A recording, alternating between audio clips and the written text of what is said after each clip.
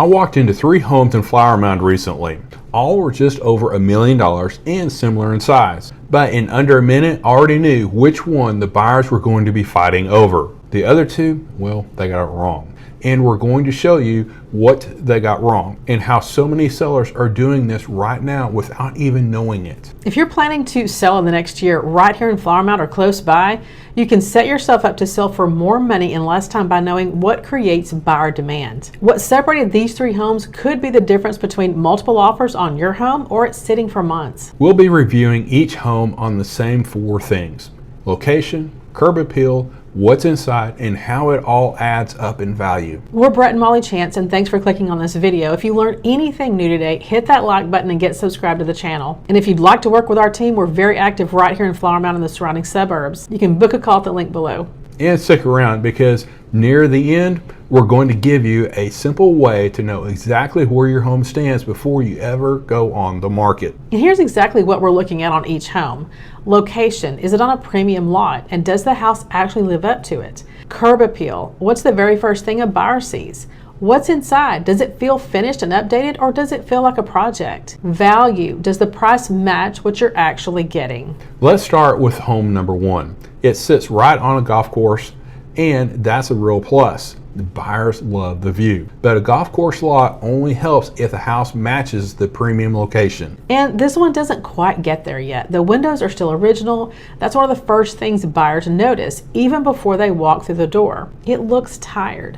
Once you're inside, it keeps going. Original beige ceramic tile flooring, the original beige fireplace tile surround, cabinets in the original wood from years back, and the original tile backsplash. They did repaint, but what they went with was a cool gray, and it fights everything else in the house instead of tying it together. Unfortunately, we've seen this a lot, and I get it. The color was trending for a while. But if you don't update the rest of the finishes to match, it throws off the whole feel the second you walk in. And it's an easy fix. Just going with a paint color that is more of a taupe, that acknowledges the beige tones, helps bring everything together a little bit better. I think most homeowners don't know that as for as little as $200, you can bring in a professional designer or stager just for a paint consult. And that $200 can come back to you in thousands. That's how much one color decision can move the needle on value. Paint has one of the highest returns on value of anything you can do for your home, but the wrong color can do the opposite. Home number 2 is also on a golf course lot. Same view, but this one is a step up. It has hand-scraped hardwood floors, an updated primary suite, and outside it has a covered patio with a kitchen. But it has the same issue. They didn't quite tie the updates together. It still feels dated in some places. The kitchen counters are original. The tile in the secondary bathrooms are original. Those partial updates are glaring when they don't seamlessly tie together. You can actually see in the hallway where the hardwood ends and the original tile starts. That transition is the kind of thing that buyers notice without even realizing why something feels off. It's not that any one thing is bad on its own. The hardwood's beautiful, the primary suite is beautiful. It's that the home doesn't read as one finished home. It reads as a few different decades all stitched together. As far as value, it's also priced $170,000 higher than home number 1. And here's the thing, after you've already seen home number 1, even with all the extra updates, the value doesn't quite feel like it's there. That's exactly how buyers think. They're always comparing to the last house they walked through, not judging each one completely on its own. On to home number 3. This one is not on a golf course lot, but does have a privacy fence instead of an open view. It's also on a quiet street, low traffic, and within walking distance to the elementary school. Curb appeal here is the strongest one of the 3. I instantly noticed the updated windows with a painted trim and front door. This house made an immediate good first impression on me and was the best I had seen so far. Inside there was no hardwood. Instead it had a wood look tile throughout, so all updated flooring. It also had updated quartz counters in the kitchen, updated lighting, and a palette that matched room to room. And the sellers didn't overdo it. No major kitchen remodel, just painted cabinets, new counters, new hardware, new lighting, and updated plumbing fixtures in the kitchen and the baths. Simple updates, nothing over the top, but all nicely done throughout the entire home. And this home is priced the same as home number 1, even though it clearly had more updates with no mismatches and it's move-in ready.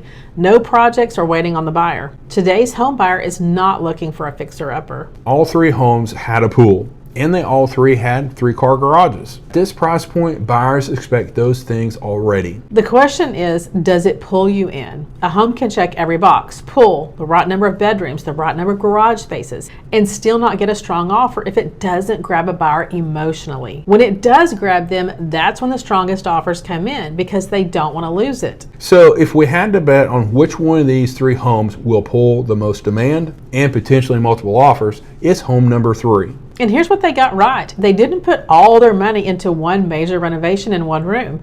No major kitchen remodel, no splurge in just the primary bath. A lot of sellers think that's where the value comes from. But partial updates like that don't move the needle nearly as much as people expect. You may not get back the return that you were hoping for. What actually worked here was spreading smaller updates through the whole house, so everything matches. That beats the bigger lot premium and also beats the higher end floor every time. And this is what the other 2 homes got wrong.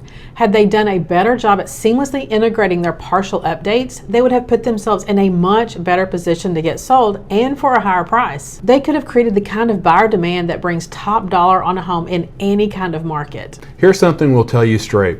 A lot of agents won't say this to their sellers because they're afraid it will cost them the listing. But we'd rather you hear the truth up front. That's what actually gets your home sold for the most money in the least amount of time. Doing what works. Now, if you're thinking about selling sometime in the next year, there's a simple way to know what updates to do before you list. Go look at homes like yours in your neighborhood or area. Look at the photos online, sure, but if you can, go see a few in person too, whether that's an open house or having your agent walk you through them. Photos can hide a lot that you'll catch the second that you walk in the room. Pay attention to what's original versus what's been updated in those homes. Notice if the updates feel cohesive or if they feel patched together. Look at it through the eyes of a potential buyer. Notice how it makes you feel from the time you drive up and throughout the whole entire home. That's exactly the kind of thing that'll tell you where your own home stands and what you could potentially do to offer similar upgrades or something even a little bit better. This gives you an idea of what you'll be competing against, because that's what this is. It is a competition, and you want to be the clear winner in that competition when you put that sign in the yard. And before you spend $1 on updates, talk to your agent first. Make sure you're spending smart, not just spending. We're not talking about big money either. As we said earlier, the right paint color alone can bring back way more than you put into it, as well as cabinet pulls, lighting, and fixtures. And something else to note, just because certain paint colors are trending or certain fixtures are in style based on HGTV, it doesn't always mean that translates into what home buyers want today in the DFW suburbs. Home updates to live in are sometimes very different than those done to sell a home. If you want to know more about how to keep your house from just sitting and not selling, there are a few more things you'll want to avoid. And we cover these in this next video.